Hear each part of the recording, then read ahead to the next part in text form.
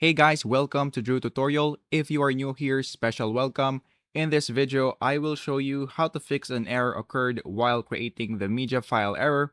So the first thing that we're going to do right here is to open, of course, our app. Now, on the custom settings, when you're going to export your video, if you go right here on the encode mode, you will have two options, which is the AVC and then the QSV. So if you're having a problem, let's say for example that you're using this one, so what we're going to do is to try and change the encode mode to another one and then use this AVC instead. However, this encode mode will take more time compared to this one, but that is one of the solutions that we have right here. So currently I'm using Intel graphics driver. So this problem are mainly commonly encountered by NVIDIA users.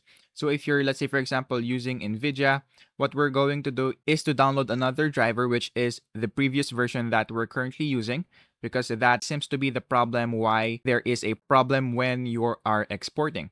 So just go here on the browser and then on the search bar, if you're using an AMD, just search for AMD manual driver. So what we're going to do right here is to just look for the previous version of our driver right here. So if you're using Intel, just search for Intel manual driver search and then just of course download that previous version of your driver. And then for the NVIDIA, let's say for example you're using NVIDIA right here, so just click this website, which is right here. And then for the manual driver search, all you have to do is to fill up this information. So in this part, we're going to select, of course, our category. So let's say, for example, you're using this. And then for the series, we're going to just, of course, choose which one we're currently using. So let's say, for example, that this is what I'm currently using, right? So after that, I'm going to click on Find. And then after that, all you have to do is to go here and then look for View More Versions. So if you click on View More Versions right here, you will see the previous versions that we currently have. So the latest version currently is 591.86. So what we want right here is to download a version that is lower than that. So we have here 591.74.